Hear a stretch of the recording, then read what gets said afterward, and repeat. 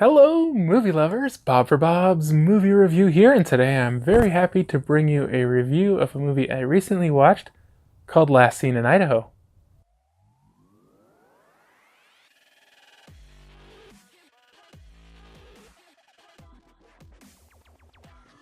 Be sure to click subscribe and click on the bell icon to be notified whenever I upload great new content. If you enjoy the video, be sure to show it some love and give it a like rating.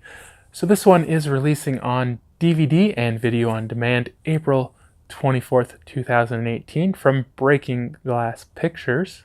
It is not rated and is a crime thriller mystery.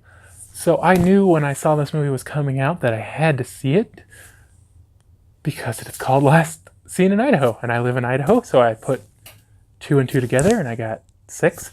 Anyways, other than my problems doing math, I was a little disappointed because at some points I thought, well, this movie's not even going to be in Idaho, which I'm sure it probably wasn't filmed in Idaho, but they do eventually make it to Idaho, so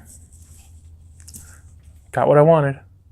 This one is directed by Colley, stars Hallie Shepard, Casper Van Dien, Wes Ramsey, Alexis Monnie, Ted Rooney, Richard Carmen. So this movie is about a woman who works at this auto repair shop, but her boss is dealing with some crooked characters, and I think they are drug dealers. I can't remember if they actually said for sure that they were drug dealers, and they gotta be drug dealers, right? How else do gangs get rich and powerful?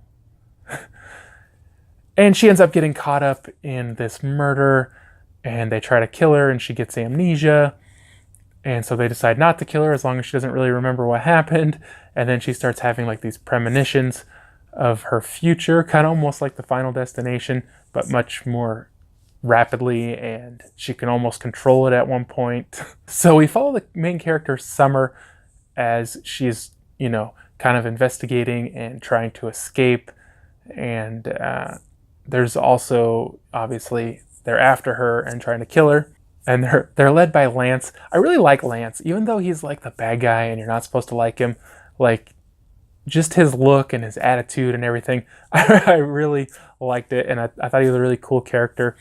And I ended up liking him even though he was the bad guy. So as I said, there's this murder, and they're trying to cover it up, and she's like the loose string, and so they feel like they really gotta kill her, basically.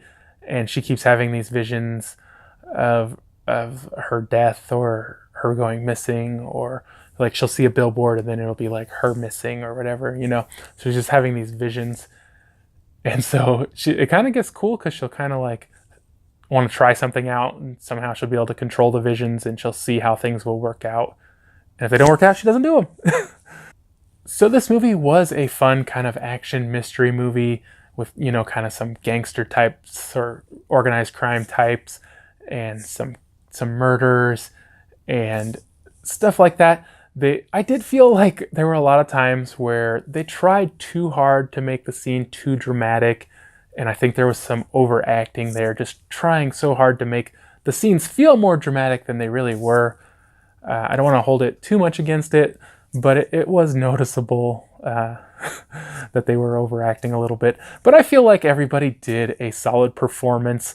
They were all enjoyable, good as their characters, and I liked them all, really. I feel like this movie really shines at the end. There's like this crazy...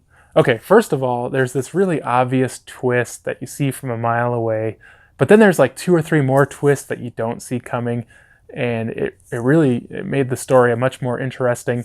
And then there's this crazy fight at the end that's like 10 minutes long, and you're just like, it's kind of like an edge of your seat type deal, and you're like, oh, what's going to happen next? What's going to happen next? Because they keep like pulling out all these different weapons, and you're like, oh, that guy's dead. And then he gets back up, and then you're like, oh no, now he's dead. And then he gets back up. And you're like, oh, there's a gun. Oh, there's a knife. And you're just kind of like, oh my gosh, what's going to happen? It's kind of really gets your heart going there at the end. And I ended up enjoying this one quite a bit. I do have to give a little credit for having Idaho in the name.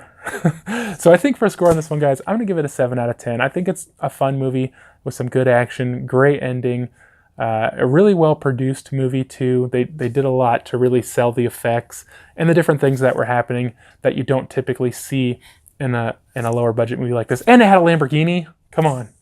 in more than one scene. I hope you guys did enjoy the review. If you did, be sure to leave a like rating. Remember, you can find more information on Last Seen in Idaho, including affiliate links to purchase on Amazon, down in the description below. If you haven't already subscribed for more videos, check the suggested videos, check out my website, BobsMovieReview.com, and I'll see you guys next time.